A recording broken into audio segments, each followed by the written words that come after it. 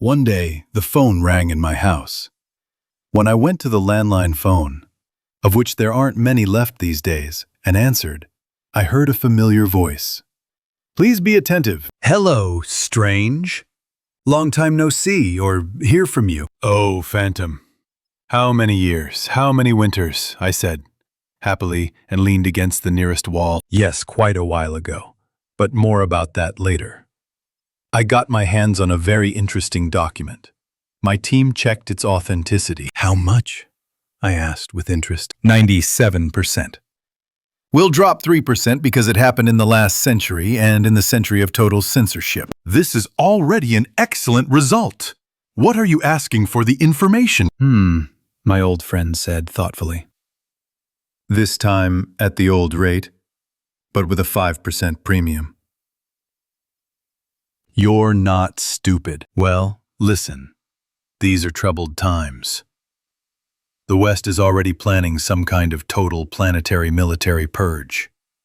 We need to stock up on everything we need. That's true. Okay, I agree, I said, and immediately made a money transfer of the requested amount to my friend.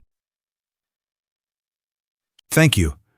The documents are already waiting for you at the door, he said, and without saying goodbye, hung up. All I had to do was walk to the front door of my modest apartment and open the door. Indeed, my friend hadn't lied. A folder with documents bound with an elastic band was already waiting for me on the threshold. Knowing Phantom and his talent for finding such interesting things, I couldn't wait to get my hands on this document. What I read shocked me.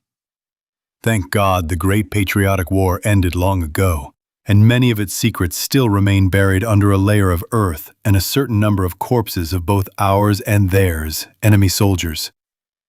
But I still want to tell you one such secret today, just so that each of us remembers and does not forget what our grandfathers and great-grandfathers gave their lives for, and what our ancestors paid a huge price against. Before I begin to reveal this secret to you, which the NKVD tried so hard to hide, I will have to give you a little historical background. Those who wish can skip this video to the main story. But I warn you that if you do this, you will miss important context. That is the basis for why everything turned out the way it did. The fact is that in Nazi Germany there was a special SS department that dealt with occult research, historical and ethnographic expeditions, and the Aryan heritage.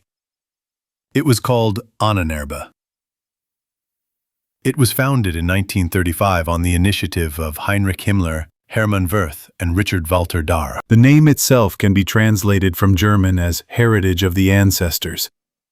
Officially, it had the status of a scientific institute, but it was engaged in pseudo-scientific research, including the Aryan origin of the German people. 59 didos to Tibet, the Caucasus, Scandinavia. Search into the occult, runes, and ancient Germanic myths, archaeological excavations, mythologization of history. It is known for certain that Himmler actively supervised the activities of this SS department, also encouraging the activities of the ahnenerbe. He believed in the connection between mysticism, racial theory, and the power of the Reich. The occult activities of the SS, especially under Heinrich Himmler, took on rather dark and mystical forms. At the center of everything were the ideas of Aryan mysticism, esotericism, neo-paganism, and attempts to create something like a knightly order within the SS. The most iconic place of this activity was the Wewelsburg Castle. During the war, the castle was converted by order of Himmler into a kind of SS headquarters. The headquarters for the ideological training of SS officers was also located there. There were two iconic places on the castle grounds itself, the Black Sun and the Hall of the Dead. I want to focus on the latter, as the main narrative of the story concerns what was explored in this hall. In the Hall of the Dead, there was a memorial flame for the fallen SS officers, like an eternal flame. In addition, although different sources differ in their data, they all claim that a rebirth ritual could have been held there, where SS officers, underwent a symbolic initiation. Each of them took part in occult rituals that were intended to strengthen not only the physical, but also the spiritual component of the soldiers. In this way, Himmler nurtured the unshakable pillars of the SS. According to his sophisticated plan, they were to carry out their duties no matter what. The ahnenerbe's activities were multifaceted. For example, the organization financed inhuman experiments in concentration camps, for example in Dachau, conducted for scientific purposes, tests for hypothermia, survival in thin air, operations on corpses, etc. I would also like to note, dear friends, that the ahnenerbe often sent various expeditions, in particular to Scandinavia and occupied France. There, searches were conducted for sacred relics, including myths about the Holy Grail, the Spear of Destiny, and other artifacts that could strengthen the influence of the Third Reich during the war. This desire was especially evident when Germany began to suffer defeat after defeat on the Eastern Front. At that time, Hitler put especially strong pressure on his subordinate Reichsfuhrer Himmler to find something as soon as possible that could influence the outcome of the battles in favor of the Germans. Unfortunately, Himmler succeeded. Here and below, I will provide a short reference that will briefly shed light on what exactly our Soviet soldiers had to face during the war. And after it, I will read a report of a Soviet officer whose rank was hidden for some reason. So, at the end of 1943, deep in the forests of Belarus, a detachment of Soviet soldiers was sent on a mission not specified in any official order. According to classified intelligence, not far from the border with occupied Poland, German scientists and members of the ahnenerbe were conducting some kind of experiments with the dead bodies of soldiers in an abandoned monastery. At first, it was considered another occult myth, invented by German propagandists to frighten our soldiers. But soon reports came from the partisans. German patrols, killed a few days ago, were spotted again and moving. In order not to disperse their forces, in particular scouts who could be useful in other areas of the front, the Special Department of the NKVD for combating enemy propaganda and agents assembled a detachment consisting of well-trained reconnaissance fighters. The detachment consisted of Gunner, Rupert, trooper with excellent knowledge of German, Yurzan Mametov, specialist in field medicine, Vyacheslav Kozlov, sniper, Maxim Kuzmenko, squad leader, author of the report. It was this squad that was tasked not only to find out the truth of the rumors, but also to destroy the center for their dissemination. If, of course, such a center was discovered during the mission, the army's morale continued to strengthen in heavy fighting. It was not in the command's interests for some horror stories to start to frighten the soldiers, so that they, in turn, would begin to doubt both their own actions and those of the command and officer staff. Further, from the words of Maxim Kuzmenko, we were ordered to reconnoiter the situation near a small village, which was located not far from the Polish village of Malia Ozerany. One of the reconnaissance squads who reported on some incomprehensible devilry happening was serving on the border with this village. As far as we knew, there were no attempts to attack from the German side. Only occasionally did the artillerymen tickle each other's nerves, and that was all. According to rumors, Germans rose from the dead. What really happened, we do not know. That is why the squad entered the dark forest near the village at night. Each of us was camouflaged, and the squad was given a general order to maintain total radio silence. So we moved through the forest. There was deathly silence. In a couple of places we managed to find small guard groups of Germans. We eliminated them quickly and without unnecessary noise. Fortunately, everyone in my squad was an expert in covert movement and infiltration. It was not for nothing that our squad had the call sign Shadow. We mined some of the corpses. This was done so that we would know if any of the enemy would suddenly come at us from behind. And although such measures were mainly characteristic of the Germans, we did not ignore them either. In war, all means are good. That's what I told my subordinates. But I'll be damned when this phrase acquired a much more terrible meaning than simply mining dead bodies. As we moved deeper into the forest, we stopped finding patrols. The atmosphere felt gloomy, and we kept looking around because it felt like someone was constantly watching us. The first problems came when we heard the first explosions far behind us. At first, we thought the Germans had found the bodies of their patrols. But then we realized that it was much worse. There is one nuance in the tactics of mining corpses. You must always return to the place where the mining was done, to clean up the tail, which is what we did. There were no corpses. We had definitely come to the place where the 4 soldiers had been killed. And there was no one there. No medics, no enemy soldiers with weapons at the ready. Only the trace of the grenade explosion indicated that my comrades and I had not imagined the explosion. A few minutes later, we realized where the corpses had gone. They had risen from the dead. You may not believe it, of course. I still refuse to believe what we saw. The Germans, with their throats cut and bullet wounds, were slowly emerging from behind the thick foliage of the pine trees and walking towards us. Slava, our sniper, shot one of them.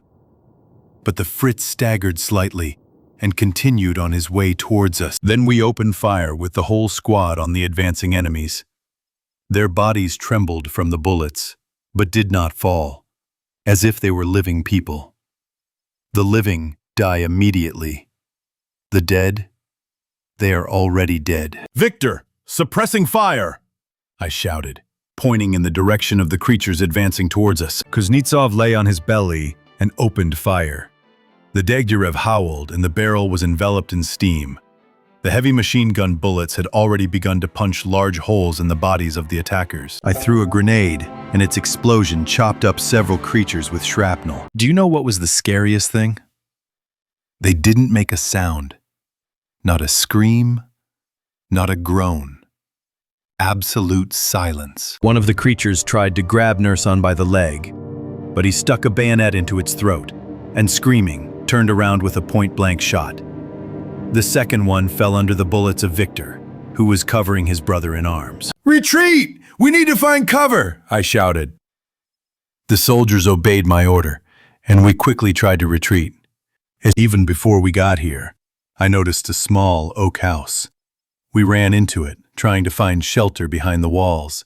Besides, it was much easier to keep a few windows and one door under control than to stand in the open. Or so I thought. Kozlov covered us from behind, firing short bursts, while the others one by one tumbled in. The floor rumbled underfoot. The walls exuded dampness and mold, but it was better than being in the forest among the dead. "Maxim, I'm on the second floor," Vyacheslav reported over the radio. "There's a view of the southern edge of the forest. It's clear for now. But damn it seems like they hear something. They're standing, waiting for something." "They don't go blind," Nurzan said, examining his leg for any damage. "They sense us. Like wolves. Like... worse. What the hell is this? Command didn't tell us we'd have to deal with anything like this. And how do you even fight them? You shoot at them, and they don't even die." Nurzan's voice was panicked, but it was understandable. We were all visibly nervous, trying to process what had just happened. "Nurzan, prepare everything you have. If someone gets hurt, there won't be time," I said. "We'll be fine. The Germans know about us. Even if these monsters are here for now, something tells me that their living colleagues are also somewhere nearby." He nodded silently, already laying out bandages and ampules of morphine. Victor set up the DP by the window, checking the sectors. Artyom nervously clutched the machine gun with both hands. His eyes were glowing like a cornered animal. We were all like that. "They're coming," Vyacheslav said quietly from above. "One by one, without noise and at the edges. It's hard to spot, but possible. They're in no hurry." I didn't answer and went to the door, stood next to him, checked the ammunition and equipment. My instincts told me that the fight was expected to be harder than all the others we could have encountered before. The house suddenly became cold.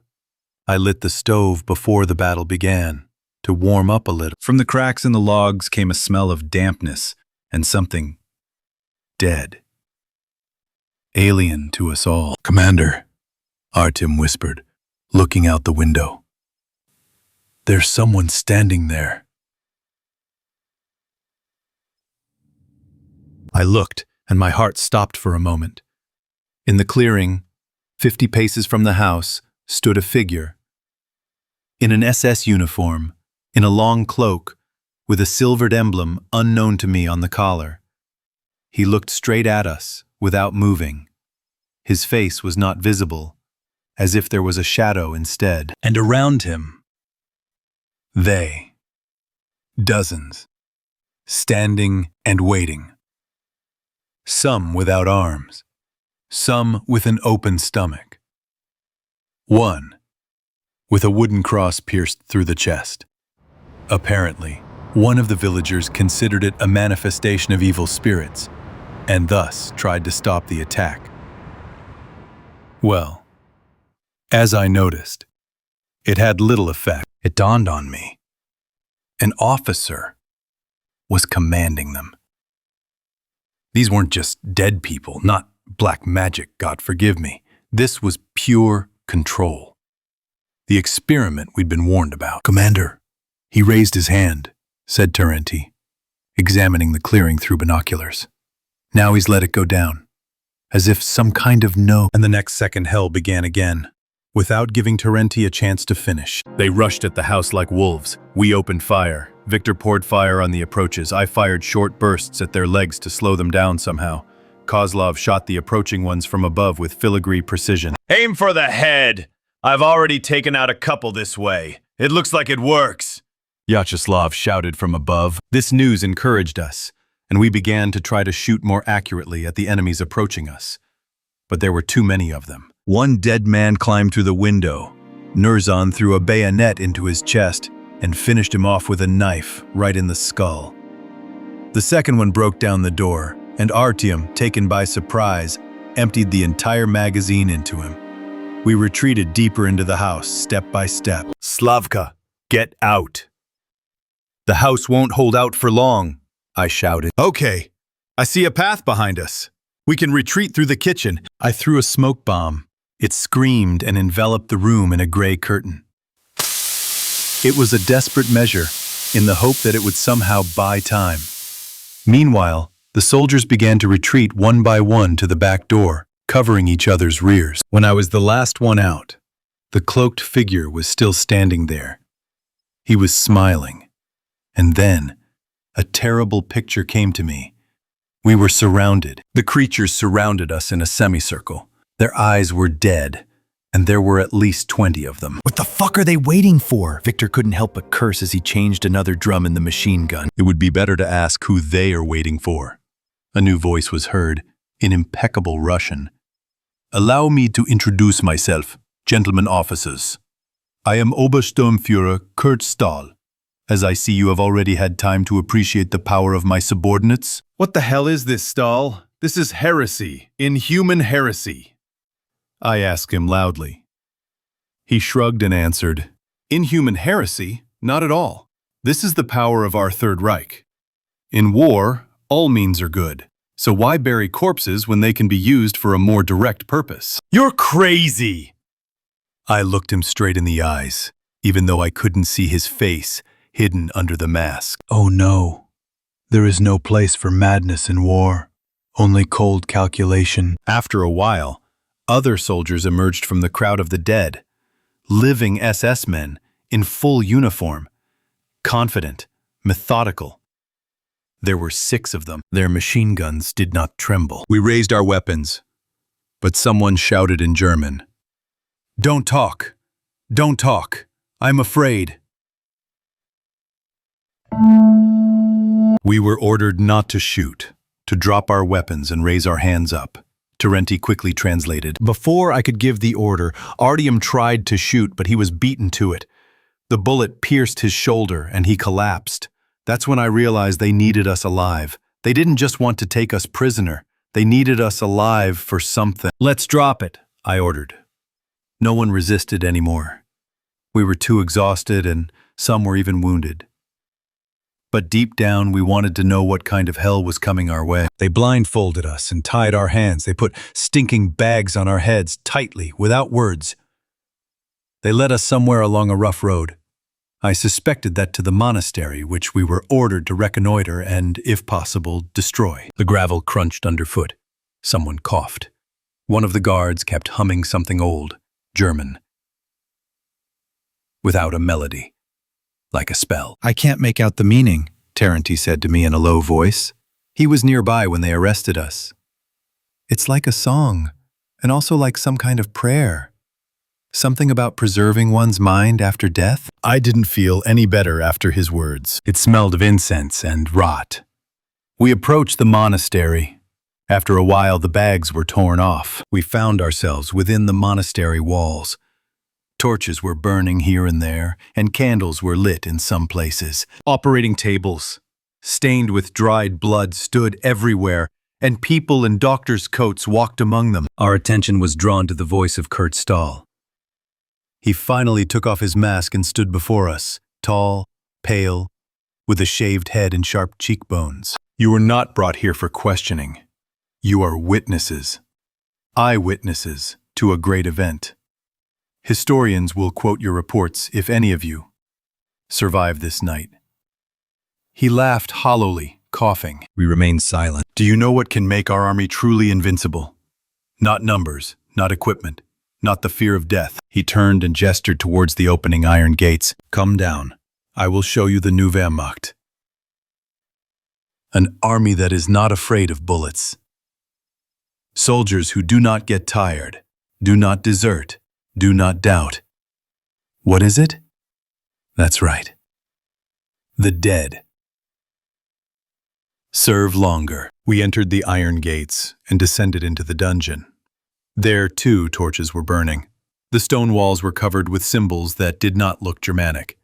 Rather, they were ancient, pagan, and very alien to anything I had ever seen in my life. There were cages everywhere, with bodies moving in them. Former lively ones, like you. True, now more perfect, without will, without fear, without reproach, ready to carry out any order. Should we cover a pillbox with our bodies?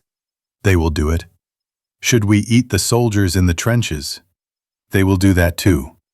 Should we lie under the tank tracks so that they get stuck in the guts and corpses? Ha! They will do that too. Isn't that wonderful, my friends? Stahl exclaimed, smiling and laughing at the same time. He leaned towards me and whispered, "And you, my dear friend." He took the documents from my jacket and read my name. "So, Maxim, you will also become part of the Great Project. But first, let's go back upstairs." When we returned to the main hall, a Russian soldier lay on an altar made of some black stone. His eyes were gouged out. His chest was crucified with hooks. But that wasn't even the scariest thing. He was still breathing.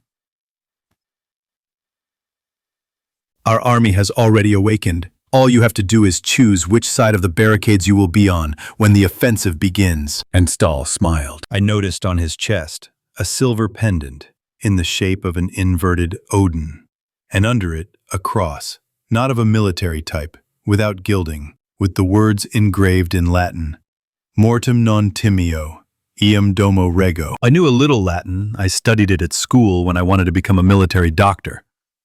The inscription read, "I am not afraid of death. I command it." It was clear from his voice that he was enjoying what was happening. And yet he never raised his voice to us. That was his thread. After all, his voice was soft, deep, with the slight intonation of a scientist or a doctor. Someone who gives orders while watching a patient die slowly and painfully. We were chained to stone columns. Closer to the pedestal was the operating table. Apparently, it was specially installed there to create a certain sense of theatricality, of everything that was happening. After some time, the prisoner we had seen earlier was moved on to this table. He was alive, but half delirious. Morphine, probably. or something worse. 3 people in white coats approached the table and leaned over it. They seemed to be German doctors. Their faces were hidden by black masks. They worked in silence. They only whispered short phrases in Latin mixed with German. Their instruments glittered in the dim light of the lamps. Scalpels, needles, glass cylinders filled with turbid liquids. Officer Stahl watched from a raised platform, his hands clasped behind his back, his eyes unblinking. "Let's begin," he said. His voice was even, almost lulling. The doctors began by opening the chest with the precision of jewelers. Blood flowed into a trough connected to a metal bowl with symbols. The vessels were cut, the lungs were compressed, but the heart was left. Then one of the doctors pulled out an ampule covered in runes. Inside was a black liquid, like oil, but with something moving in it. It was warm, judging by the steam, and it made a faint but distinct whisper. "My friends, this is the true power of our Wehrmacht. Something that will change not only the course of the war, but of all history. The damned essence, the soul, in other words. But not just a soul. It's damned. It consists of all the basest human vices, but to a greater extent, it consists of an enormous desire to live and some other secret ingredients. Great, isn't it?" The ampule was injected directly into the skull. The body shuddered. The prisoner himself came to, his eyes wide open. The pupils disappeared. Only the whites remained. His body arched, and the soldier himself tried to scream, but only a wet wheeze came out of his mouth. Next, they began to implant some strange plate of dark metal. The same color was inherent in the obelisk that stood near Stahl. The plate had a runic engraving, as well as the sign of the ahnenerbe. All this was placed in the chest and secured with staples screwed to the ribs. After that, one of the doctors took out an iron rod with some kind of shape on the end. A brand was placed on the right forearm. A symbol resembling a combination of a swastika and the ancient Nordic sign of death. "Finis humanitatis," said one of the doctors. "The end of humanity." That's how I translated it for myself. And then the worst thing began. The soldier went silent. He was dead, no doubt. Most likely his heart stopped, unable to bear the torment. A minute passed. 5, maybe 6. The body suddenly inhaled, sharply, as if someone had yanked its lungs from the inside. Then it sat up with a jerk. The fingers creaked on the table. The soldier's spine arched. The eyes remained white but suddenly began to glow with a dim yellow light. This was clearly not life, but something more alien. He wasn't breathing, but he was moving. With each movement, it felt less human, more mechanical. He didn't speak, didn't shout. He just looked into space. Stahl walked up to him and put his palm to his forehead. "Welcome, soldier." He stood up abruptly, as if awaiting an order. "Here it is. Our new army," Stahl said calmly, turning to us. "Without fear, without memory, without choice and regret, and soon, without borders. Just imagine the potential of such an army. Right now, they are brainless and stupid, but I plan to teach them to handle firearms, grenades, as well as aircraft and tanks. Then, we won't have to sacrifice the lives of living soldiers and well-trained specialists. Your command will have to nervously lock itself in its offices and await its inevitable fate," Stahl said proudly. We were silent. Someone was shaking, but not me, no. I just clenched my fists so hard that my nails painfully dug into my skin. We had to stop it, or die trying. Otherwise, not only was our great Soviet state under threat, but the whole world could be engulfed in a hell of the dead. This filth must not be allowed to win. At the moment when one of Stahl's doctors decided to take Artyom for the next transformation, I just prayed to the Lord God to give me a hint on how to get out of this situation. how to save ourselves and at the same time save the outcome of the war. One of the SS officers approached me. He looked young. A little younger than Artem, he was about 30 years old. His eyes were gray-blue, cold but alive. Not like Stahl's. This lit a small spark of hope in me. "Sergeant Kuznetsov?" he asked with a slight Russian accent. I didn't correct him then. "Merk." "Oberleutnant, I am not an ally, but we may have a common enemy." "Stahl," I said. This heretic has gone too far, discrediting the very idea of Aryan supremacy. After all, he did this. Morka glanced at one of the dead men, the one with the cross sticking out of his belly. Well, he did this to my best friend and brother-in-arms. And he has a wife and a daughter waiting for him at home. What am I going to tell them? That their father became a dead man? Is that what we wanted? We in the ahnenerbe knew that magic was real. But we wanted to control it. He, Stahl, submitted to it. He is no longer an officer. He is a priest.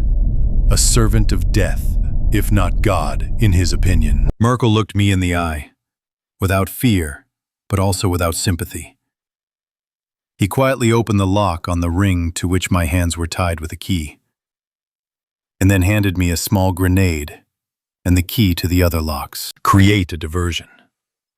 Blow up the stone on which all these terrible rituals are performed, and from which the dark essence is extracted. And I will try to kill Stahl. You too try to kill everyone. As soon as I give the signal, act. Are you soldiers? Then act like soldiers. And he went somewhere behind the column. Meanwhile, Stahl raised his hands. His voice sounded like a bell, booming, dark, and chanting. Blood is our will. Death is our power. Through sacrifice, a new order awakens. It was at this moment that Mork pulled out his pistol. For the Empire, but not for the Hall! And he fired. The first shot hit one of the doctors. The second hit Stahl's right hand. At that very second, I pulled the pin and threw the grenade in the direction of the obelisk. For the motherland, you bastards! I shouted. In the confusion, I somehow opened all the locks of my comrades. They did not lose their heads and immediately knocked down the nearest SS men.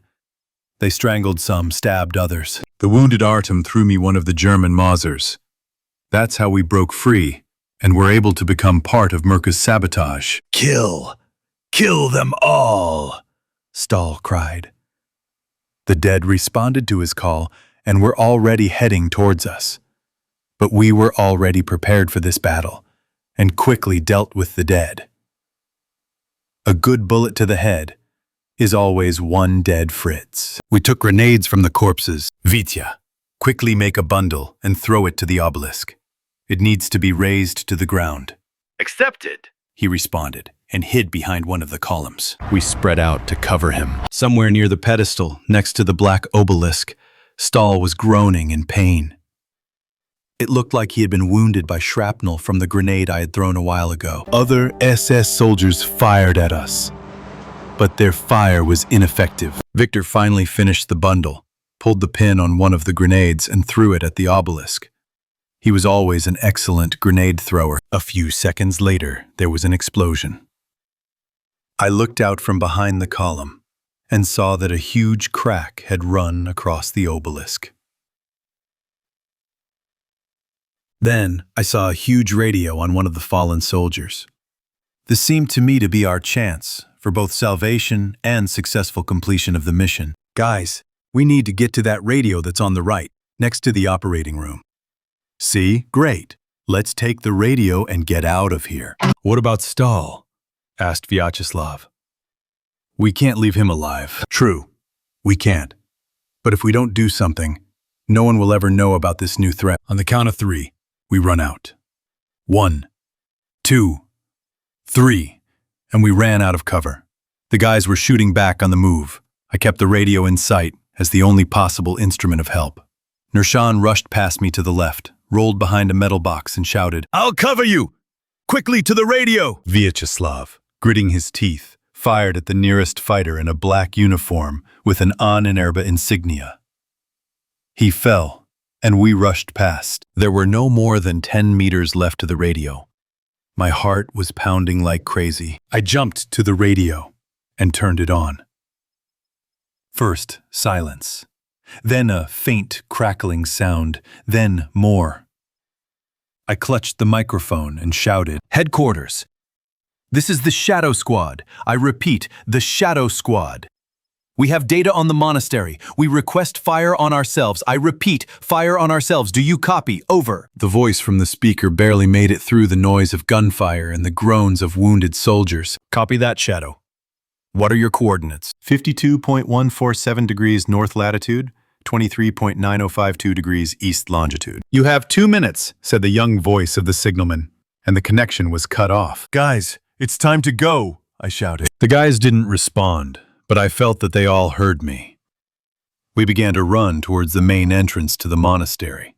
There was no one to stop us. What happened to Morka and Stahl I did not know. But as soon as we left the monastery and went deeper into the forest, we all heard the rumble of explosions behind us. Nurjan managed to take the binoculars from some Fritz, and each of us in turn confirmed the work of our artillery. At least 30 shells were fired. The monastery collapsed. Something was burning inside. We stood there for a while to make sure there were no survivors. Then we went to the Belarusian border to meet our soldiers. Thus ended our mission. I do not know whether it was successful, but I hope so. At least, no one else reported dead Germans wandering around. By the way, I then asked Terenti Orlov what Morka shouted in the heat of battle. He translated it as, "For the Reich, but not for hell." Did Stahl or Mork survive? I have no idea, but I hope they both died. A dog's death for dogs. Maxim Kuznetsov. The report is finished.